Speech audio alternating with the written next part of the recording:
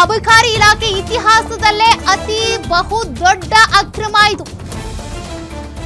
ಅಕ್ರಮಕ್ಕಾಗಿನೇ syndicate ಮಾಡಿದಂತ ಮಂಜುನಾಥ್ ಈ ಹಿಂದೆ ಕೂಡ ಲೋಕಾಯುಕ್ತ ಬಲೆಗೆ ಬಿದ್ದಿದ್ರು.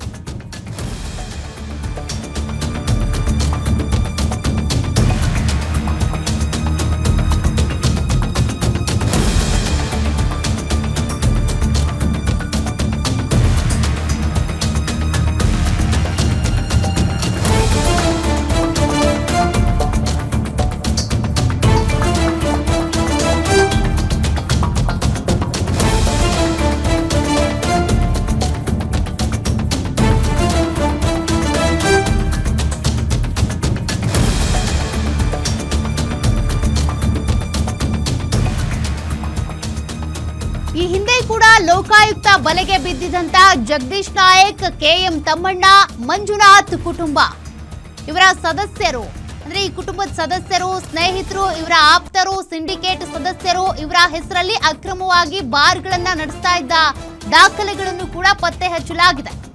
ಬಾರ್ ಲೈಸೆನ್ಸ್ ರಿನಿವಲ್ಗೆ ಪಡಿತಾ ಇದ್ದಂತ ಹಣವನ್ನ ವೈಯಕ್ತಿಕವಾಗಿ ಬಳಸಲಾಗ್ತಾ ಇತ್ತು. ಹಲವು ಬೇನಾಮಿ ವಹಿವಾಟುಗಳನ್ನ ಬಯಲಿಗೆಳೆದಂತ ಇಡಿ ಅಧಿಕಾರಿಗಳು. ಸಚಿವ ಸತೀಶ್ ಜಾರಕಿಹೊಳಿ ಸಂಬಂಧಿಯಾಗಿರುವ ಮಂಜುನಾಥ್ಗೆ ಈಗ ಸಂಕಷ್ಟದ ಸಮಯ. ಕಾರಣ ಇಲ್ಲಿವರೆಗೂ ಕೂಡ ಅಕ್ರಮ ಆಸ್ತಿ ಗಳಿಕೆ ಮಾಡಿದ್ರು. ಸಿಕ್ಕಾಪಟ್ಟೆ ಬಾರ್ ಲೈಸೆನ್ಸ್ಗಳಿವೆ, ಅವು ಕೂಡ ಅಕ್ರಮ ಬಾರ್ ಲೈಸೆನ್ಸ್ಗಳು. ಅದರ ಜೊತೆಗೆ ಏನ್ ಲಂಚದ ಹಣ ಪಡ್ಕೊಳ್ತಾ ಇದ್ರು ಅದಕ್ಕೆ ಅಂತ ಪ್ರತ್ಯೇಕ ಪುಸ್ತಕ ಇದೆ, ಲೆಕ್ಕದ ಪುಸ್ತಕ, ಅದು ಕೂಡ ಈಗ ಪತ್ತೆಯಾಗಿದೆ. ಇವರ ಅಕ್ರಮ ಆಸ್ತಿ ಬೇರೆ ಬೇರೆಯವರ ಹೆಸರಲ್ಲೂ ಕೂಡ ದಾಖಲಾಗಿದೆ.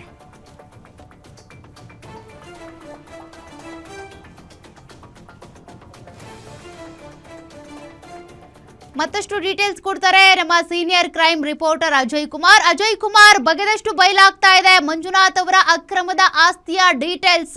ಸದ್ಯಕ್ಕೆ ಏನ್ ಡೀಟೇಲ್ಸ್ ಸಿಕ್ಕಿದೆ? ಎಷ್ಟೆಷ್ಟು ಆಸ್ತಿ ಮಾಡಿದ್ದಾರೆ? ಏನೇನು ಆರೋಪಗಳಿವೆ? ಈ ಹಿಂದೆ ಕೂಡ ರೇಡ್ ಆಗಿತ್ತು, ಅದೆಲ್ಲದ್ರ ಬಗ್ಗೆ ಡೀಟೇಲ್ಸ್ ಕೊಡೋದಾದ್ರೆ. ಖಂಡಿತವಾಗ್ಲೂ ಸೌಖ್ಯ. ಈಗಾಗ್ಲೇ ಏನು ಇವರ ಒಂದು ಲಿಕ್ಕರ್ ಮಂಜುನಾಥ್ ಅವರ ಆಸ್ತಿಯನ್ನ ನೋಡಿ ಕೂಡ ಈಗಾಗ್ಲೇ ಇಡಿ ಅಧಿಕಾರಿಗಳು ಕೂಡ ಒಂದ್ ರೀತಿ ಬೆಚ್ಚಬಿದ್ದೀರ ಅಂತಾನೆ ಹೇಳ್ಬೋದು. ಯಾಕಂದ್ರೆ ಈಗಾಗ್ಲೇ 13 ಕೋಟಿಯಷ್ಟು ಕೂಡ ಏನು ಅಕ್ರಮವಾದಂತ ಆಸ್ತಿ, ಅಂದ್ರೆ ಅವರ ಆದಾಯ ಏನಿದೆ ಅದಕ್ಕಿಂತ 13 ಕೋಟಿಗೂ ಹೆಚ್ಚು ಆಸ್ತಿಯನ್ನು ಕೂಡ ಈಗಾಗ್ಲೇ ಇಡಿ ಅಧಿಕಾರಿಗಳು ಕೂಡ ವಶಕ್ಕೆ ಪಡ್ಕೊಂಡಿದ್ದಾರೆ. ಮತ್ತೆ ಮುಂದಿನ ದಿನಗಳಲ್ಲಿ ಕೂಡ ಇನ್ನಷ್ಟು ಆಸ್ತಿ ಪಾಸ್ತಿ ಅದನ್ನು ಕೂಡ ಮುಟ್ಟುಗೋಲು ಹಾಕುವಂತ ಎಲ್ಲಾ ಸಾಧ್ಯತೆಗಳು ಕೂಡ ಇರುವಂತದ್ದು. ಈಗಾಗ್ಲೇ ನಿನ್ನೆ ರೈಡ್ ಮಾಡಿದಂತ ಸಂದರ್ಭದಲ್ಲಿ 14 ಹೆಚ್ಚು ಕಡೆಗಳಲ್ಲಿ ರೈಡ್ ಅನ್ನು ಕೂಡ ಮಾಡಿದ್ರು. ಅದರಲ್ಲಿ 5 ಕೋಟಿಯಷ್ಟು ಕ್ಯಾಶ್ ಸಿಕ್ಕಿರುವಂತದ್ದು, ಜೊತೆಗೆ 7 ಕೋಟಿ ಮೌಲ್ಯದ ಚಿನ್ನಾಭರಣ ಕೂಡ ಸಿಕ್ಕಿರುವಂತದ್ದು. ಇನ್ನು ವಿಶೇಷ ಏನಂತಂದ್ರೆ ಇವರ ಅಕ್ರಮವನ್ನ ಬರೆಯೋದಕ್ಕೆ ಅಂತಾನೆ ಸಪರೇಟ್ ಆದಂತ ಒಂದು ಲೆಕ್ಕ ಪುಸ್ತಕ ಕೂಡ ಇತ್ತು ಅನ್ನೋದು ಕೂಡ ಈಗಾಗ್ಲೇ ಇಡಿ ಅಧಿಕಾರಿ ಮಾಡಿದಂತ ಸಂದರ್ಭದಲ್ಲಿ ಆ ಬುಕ್ ಪ್ರತಿಯೊಂದು ಏನು ಇವರ ಚರಿತ್ರೆಯನ್ನ ಆ ಬುಕ್ ಕೂಡ ಹೇಳಿದೆ. ಯಾಕಂದ್ರೆ ಆ ಒಂದು ಬುಕ್ ಅಲ್ಲಿ ಯಾರ್ಯಾರಿಗೆ ಎಷ್ಟೆಷ್ಟು ನಾನು ಕೊಟ್ಟಿದ್ದೀನಿ, ಯಾರ್ಯಾರ ಹೆಸರಲ್ಲಿ ನಾನು ಬೇನಾಮಿ ಆಸ್ತಿಯನ್ನ ಮಾಡಿದೀನಿ ಅಂತಾನು ಕೂಡ ಉಲ್ಲೇಖವನ್ನ ಮಾಡಿರುವಂತದ್ದು. ಅಂದ್ರೆ ಪ್ರತಿಯೊಬ್ಬ ಸಂಬಂಧಿಕರು, ಜೊತೆಗೆ ಕಾರು ಡ್ರೈವರ್ ನಿಂದ ಹಿಡಿದು ಅವರ ರಿಲೇಷನ್ಸ್ ಯಾರಿದ್ದಾರೆ ಅವರ ಹೆಸರಲ್ಲೂ ಕೂಡ ಇವರು ಅಕ್ರಮವಾಗಿ ಬೇನಾಮಿ ಆಸ್ತಿಯನ್ನು ಕೂಡ ಮಾಡಿದ್ರು ಅನ್ನೋದು ಕೂಡ ಈಗಾಗ್ಲೇ ತನಿಖೆ ವೇಳೆ ಕೂಡ ಈಗಾಗ್ಲೇ ಗೊತ್ತಾಗಿರುವಂತದ್ದು. ಸೊ ಹೀಗಾಗಿ ಈ ಒಂದು ಕಾರಣದಿಂದಾಗಿ ಈ ಹಿಂದೆ ಕೂಡ ರೈಡ್ ಆಗಿದ್ದಂತ ಕೆಲವೊಬ್ರು ತಮ್ಮಣ್ಣ ಆಗಿರ್ಬೋದು, ಮತ್ತೆ ಜಗದೀಶ್ ಆಗಿರ್ಬೋದು, ಇವರ ಜೊತೆ ಕೂಡ ಇವರು ಸಿಂಡಿಕೇಟ್ ಕೂಡ ಆಗಿದ್ರು ಅನ್ನೋದು ಕೂಡ ಗೊತ್ತಾಗ್ತಿದೆ. ಜೊತೆಗೆ ಬಾರ್ ಲೈಸೆನ್ಸ್ ಅನ್ನ ತಗೊಳಕ್ಕೆ ಏನು ಹೋಗ್ತಾರೆ ಆ ಸಂದರ್ಭದಲ್ಲಿ ತಗೊಳ್ಳುವಂತಹ ಏನು ಹಣ ಏನಿರುತ್ತೆ ಅದನ್ನು ಕೂಡ ಇವರು ವೈಯಕ್ತಿಕವಾಗಿ ಕೂಡ ಇವರು ಬಳಸ್ಕೊಂಡಿದ್ದಾರೆ ಅನ್ನೋ ಮಾಹಿತಿ ಕೂಡ ಈಗಾಗ್ಲೇ ಇಡಿ ಅಧಿಕಾರಿಗಳಿಗೂ ಕೂಡ ಈಗಾಗ್ಲೇ ಗೊತ್ತಾಗಿರುವಂತದ್ದು. ಹೀಗಾಗಿ 5 ಕೋಟಿಯಷ್ಟು ಕೂಡ ಕ್ಯಾಶ್ ಅನ್ನು ಕೂಡ ಸೀಸ್ ಮಾಡಿದ್ದಾರೆ. ಮತ್ತೆ ಬಂಗಾರ ಆಗಿರ್ಬೋದು, ಮತ್ತೆ ಬೇರೆ ಬೇರೆ ಕಡೆ ಇರುವಂತಹ ಆಸ್ತಿ ಪಾಸ್ತಿ ಆಗಿರ್ಬೋದು, ಮತ್ತೆ ಅವರ ಸಂಬಂಧಿಕರ ಹೆಸರಲ್ಲಿ ಇರುವಂತಹ ಆಸ್ತಿ ಪತ್ರ ದಾಖಲೆಗಳಾಗಿರ್ಬೋದು, ಮತ್ತೆ ಡ್ರೈವರ್ ಹೆಸರಿನಲ್ಲಿರುವಂತಹ ಆಸ್ತಿ ಪಾಸ್ತಿ ಆಗಿರ್ಬೋದು, ಇದೆಲ್ಲದ ದಾಖಲೆಗಳನ್ನು ಕೂಡ ಈಗಾಗಲೇ ಇಡಿ ಅಧಿಕಾರಿಗಳು ಕೂಡ ವಶಕ್ಕೆ ಪಡ್ಕೊಂಡಿದ್ದಾರೆ. ಇಡಿ ಅಧಿಕಾರಿಗಳು ಕೂಡ ಈಗಾಗಲೇ ಅವರಿಗೆ ನೋಟಿಸ್ ಕೊಟ್ಟು ಮುಂದಿನ ದಿನಗಳಲ್ಲಿ ಅವರನ್ನ ಕರೆಸಿ ವಿಚಾರಣೆ ಮಾಡುವಂತ ಎಲ್ಲಾ ಸಾಧ್ಯತೆಗಳು ಕೂಡ ಹೆಚ್ಚಿದೆ. ಯಾಕಂದ್ರೆ ಇಷ್ಟು ಒಂದು ಅತಿ ದೊಡ್ಡ ಆದಂತ ರೈಡ್ ಅಂತಾನೆ ಹೇಳ್ಬೋದು. ಅಬಕಾರಿ ಇಲಾಖೆಯಲ್ಲಿ ಕೂಡ ಇಡಿ ಮಾಡಿರುವಂತ ರಾಜ್ಯದಲ್ಲಿ ಅತಿ ದೊಡ್ಡ ರೈಡ್ ಅಂತಾನೆ ಹೇಳ್ಬೋದು.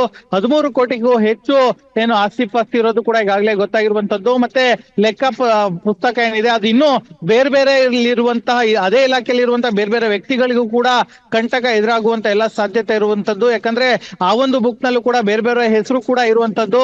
ಅದನ್ನು ಕೂಡ ಈಗಾಗಲೇ ಅವರ ಬಾಯಿಂದಾನೇ ಈಗಾಗಲೇ ಅದು ಆ ವಿಚಾರಗಳನ್ನ ಕೂಡ ತೆಗೆಸಿ ಆನಂತರ ಅವ್ರಿಗೂ ಕೂಡ ನೋಟಿಸ್ ಕೊಡುವಂತದ್ದು ಅಥವಾ ಅವ್ರ ಮನೆ ಮೇಲೆ ಕೂಡ ರೈಡ್ ಮಾಡುವಂತದ್ದು, ಈ ರೀತಿಯಾಗಿ ಮಾಡುವಂತ ಎಲ್ಲ ಸಾಧ್ಯತೆಗಳು ಕೂಡ ಹೆಚ್ಚಿದೆ ಅಂತ ಹೇಳ್ಬೋದು. ಸದ್ಯಕ್ಕೆ ಈಗಾಗಲೇ ಮುಂದಿನ ದಿನಗಳಲ್ಲಿ ಏನೋ ಲಿಕ್ಕರ್ ಮಂಜುನಾಥ್ಗೆ ಇಡಿ ಅಧಿಕಾರಿಗಳು ಡ್ರಿಲ್ ಮಾಡುವಂತ ಎಲ್ಲ ಸಾಧ್ಯತೆಗಳು ಕೂಡ ಹೆಚ್ಚಿದೆ ಅಂತ ಹೇಳ್ಬೋದು. ಸೌಖ್ಯ.